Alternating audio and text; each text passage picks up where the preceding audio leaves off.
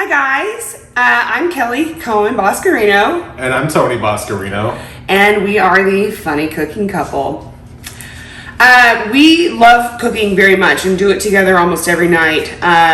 We most of the time enjoy a lot of wine and our cooking. I am 6 months pregnant, so the whining is very different these days. But Tony had the bright idea that we share with y'all our favorite foods and how to make them. We hope to cover things like date night meals, cooking on a budget, tackle a few hard things that really aren't as overwhelming as you would think. So for our first meal tonight, we are huge fans of Game of Thrones, and we are going to make a version of Arya Stark's Walder Frey meat pie. The things that you're going to need, I actually forgot. My handy dandy husband beater, a rolling pin. I use Pepperidge Farm pastry sheets. You need some all-purpose flour, heavy whipping cream, half a stick of butter, a whole pound of bacon, spring-form pan like what you would use for a cheesecake, any kind of spray for the pan, one carton of mushrooms, one whole medium white onion, and 5 garlic cloves, and a dark beer of your choice. Today we chose, because it was in our refrigerator, Karbach Brewing Company's Hopadillo IPA. And we're also going to use a pound of ground beef. And I'm sorry, because I am pregnant, I can't get words out. I don't know words anymore, and I'm an actually very intelligent person, so bear with us. First thing that we are going to do for our meat pie, fry up this pound of bacon. Okay, so we have fried up an entire pound of bacon and have this amazing bacon grease. And make sure that you remove your bacon and let it strain on a paper towel, okay? Now, we are going to add a pound of lean ground beef to our bacon grease, and that's going to cook. Knock yourself out. Okay guys, so we have just cooked our pound of ground beef, and now we're going to strain this as well, okay? And try to leave as much of the grease in the pot as possible, because this is where we're going to cook our mushrooms and our onions. So I'm using a slotted spoon to let all the grease seep out before I strain it. And just so you know, cooking beef in bacon grease might be the most satisfying thing I've ever done in my entire life. Sorry, husband.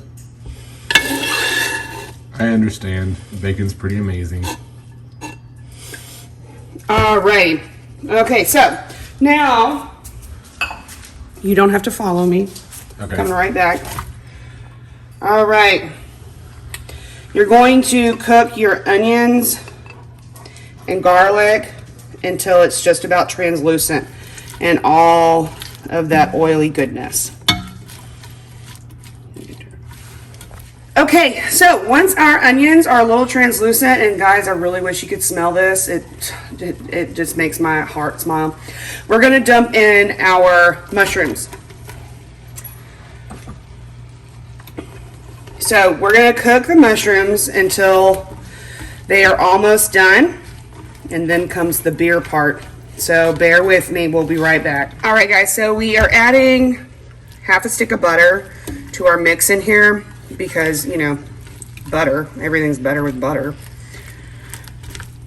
All right, and we're gonna let that melt down. All right, so we have cooked down our mushrooms and onions and our grease and butter, and we are now going to put 3 heaping tablespoons of flour in our mix, and we're gonna stir that real good so that it doesn't have a burnt, nasty, floury taste. Get that good and mixed in. This is a thickening agent, obviously. Mix it real good. Okay, so after everything is good and coated, I'm going to very slowly add my beer. Oh. And stir it a little bit at a time.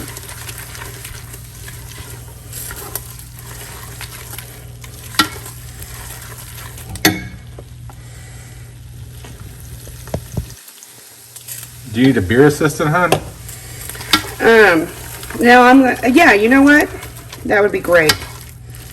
I thought you were offering to drink it and I actually needed it. But no, go ahead, yeah. Okay, that's enough for that. Let me stir this in. See how it's not lumpy from the flour? Make sure that it stays smooth and you're adding enough liquid at a time. Okay, go ahead.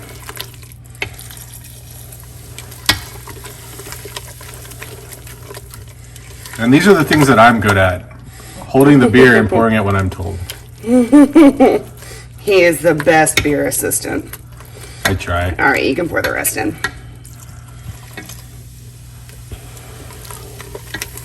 Thank you, my love. All right.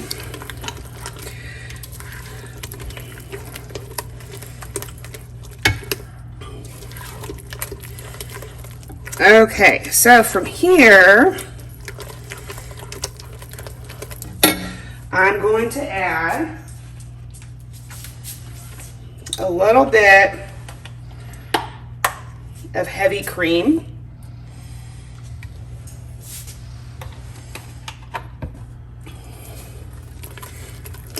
Mix that bad boy all up.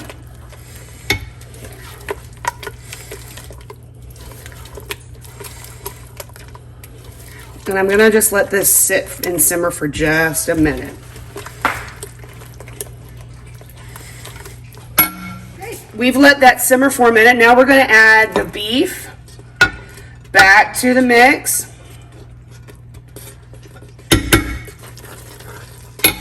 And we have taken all that bacon and chopped it up. And we're gonna add that back in here as well.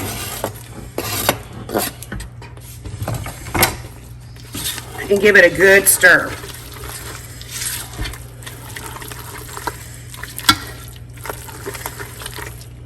Alrighty. So the filling is completely done. So we're going to turn that off, remove it from the heat, and then we're going to come over and do our pastries.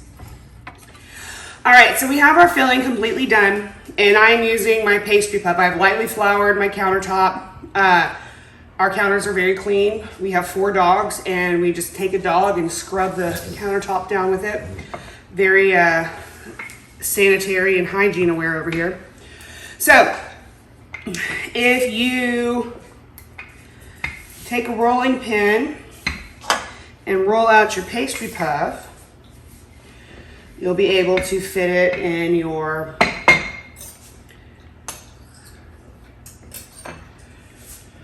springform pan. And I used Baker's Joy with flour. Baker's Joy is the only one that doesn't use chemicals. I don't know if you knew that or not. So because it's a rectangle and I'm putting a rectangle into a circle, it doesn't completely fit. But you know what? Just mash this stuff together and you are good to go. So I'm gonna cut the excess off and fill it in along the side so I have thicker sides. And then we are going to bake this bad boy for 10 minutes to get the bottom hardened so it's not mushy after we put our filling in.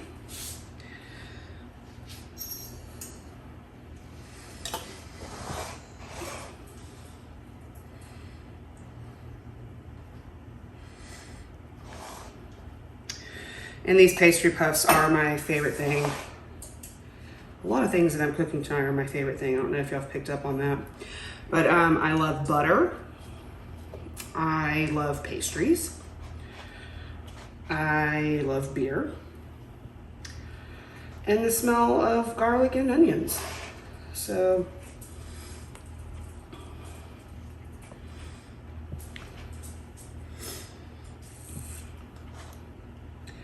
all right, so we are done reinforcing this, and we are going to stick it in the oven for 10 minutes. Go. Okay, so we've taken the springform pan out of the oven. My pastry dough kind of fell, but good news is the stuff inside tastes good. So I took the other sheet and made a top. And I'm going to cut the excess off the sides. Not too much that it falls over like I just did though.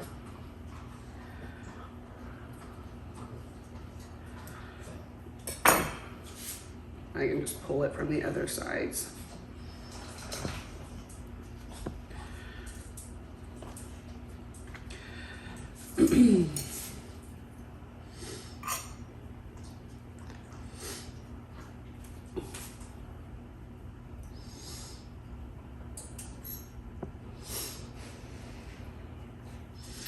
Okay, and you want to make some vents in it, some slits.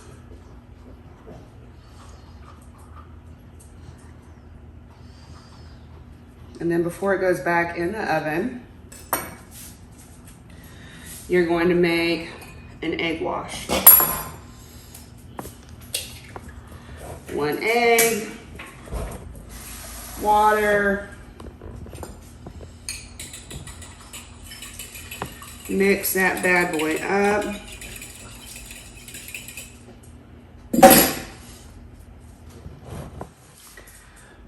Egg wash the entire top.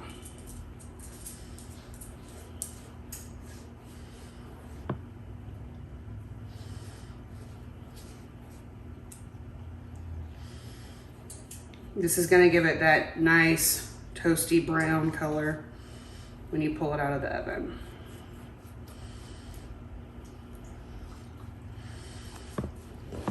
Okay, so this is now gonna go in the oven for 25 minutes.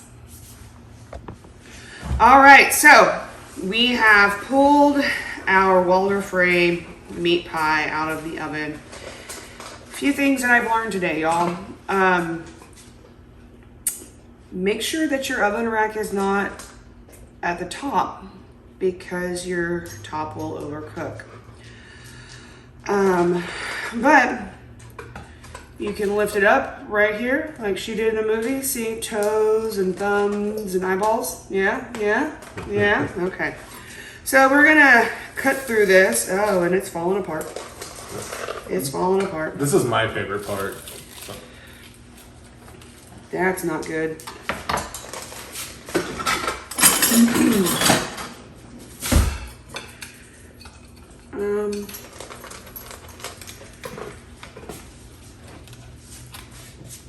That. Okay, maybe don't try this at home, y'all. That's not what it's supposed to look like. It's still really hot. I might be cutting it open too early.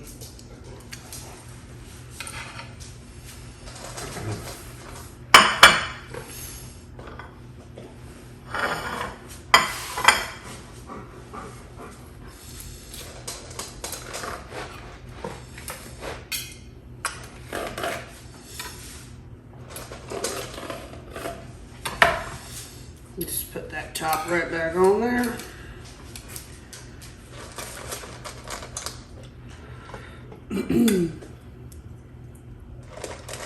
Yep. This is not at all what it was supposed to turn out like. But it sure does look delicious. All right. Well, cheers, huh? Let's see.